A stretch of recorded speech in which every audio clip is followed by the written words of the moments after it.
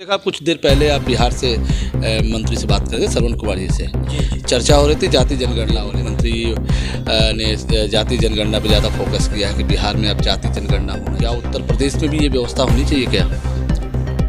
24 में केंद्र में परिवर्तन होने जा रहा है। आइए अवलेश कुमार जी से बात करते हैं, जदयू के वरिष्ठ उपाध्यक्ष।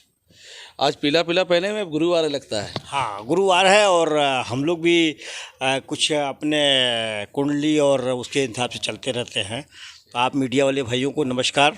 चलिए, बहुत अच्छा है, कम से कम विष्णु भगवान की कृपा बनी रहे, इसी तरह से राजनीति में आप आगे बढ़ते रहिए। नेताजी थके तो नहीं है? सब फिट है? नहीं थके, अरे हम कभी थकते नहीं हैं। नहीं, बहुत चलते हैं इसलिए शेड्यूल है जीवन में 18 घंटा डेली परिश्रम करने का।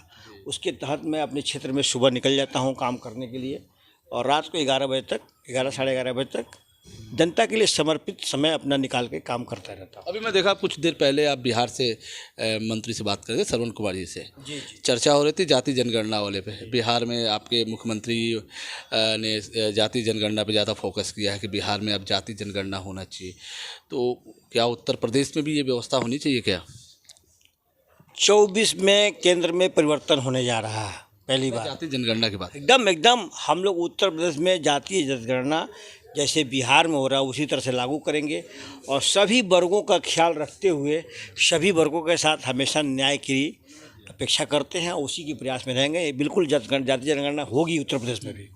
अभी शिवपाल सिंह यादव कल बलिया में थे, 2 दिन बलिया में थे, तो पत्रकारों ने कुछ सवाल खड़ा किया उनके सामने। और सवाल ये था कि इंडिया बन के तैयार है, इंडिया के सामने इंडिया है और इंडिया में प्रधानमंत्री का चेहरा कौन होगा। तो उन्होंने बताया कि हमारे पास चेहरे की कमी नहीं है, योग्य पढ़े लिखे जो भाजपा से बेहतर हमारे यहाँ पीएम को दावेदार उम्मीदवार हैं।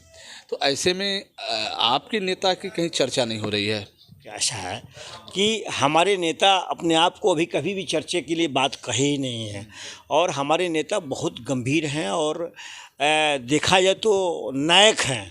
और रही बात कि हम लोग का महागठबंधन जो भी तय करेगा, चेहरा आपके सामने समय से आएगा और एक से एक चेहरे हैं। नहीं, मैं इसलिए कह रहा था, बार बार आप कह रहे हैं कि परिवर्तन होगा, सत्ता परिवर्तन होगा, लेकिन आपके नेता नीतीश कुमार की कहीं चर्चा नहीं हो रही है कि वो भी प्रधानमंत्री के दौर में है या नहीं चाहते हैं? भाई साहब, ऐसा है कि जब आपको अभी 2 बैठक हुई है, तीसरी बैठक मुंबई में होने जा रही है, उसके बाद अपने आप सब दिखने लगेगा। और जहाँ तक चेहरे की बात है, 2004 में भी कोई चेहरा नहीं था, 2009 में भी कोई चेहरा नहीं था, फिर भी हिंदुस्तान में शासन जो है चला और इस बार भी वही 14 वाले 24 में नहीं आएंगे। मेरे नेता नीतीश जी की बाड़ी से निकल चुका है कि 14 वाले 24 में नहीं आएंगे, परिवर्तन होने जा रहा है और जब समय आएगा तो चेहरा भी आपको दिखने लगेगा।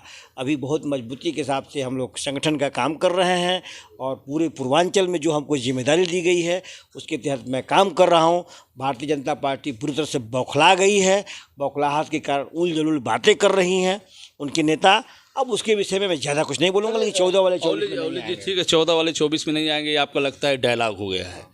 लेकिन एनडीए के सामने इंडिया कितनी मजबूती से लड़ेगी ये वक्त बताएगा। लेकिन आपके नेता और आपके जो इंडिया में शामिल लोग का दावा है कि देश में आ रहे हैं। अब जनता को तय करना है कि इंडिया की सरकार बनेगी या एनडीए की। खैर, आगे भी बातचीत होती रहेगी नेताजी, फिर हम आपसे जुड़ेंगे। तब तक लेते हैं, जुड़े रहें बलिया से। मैं रोशन जायसवाल, नमस्कार।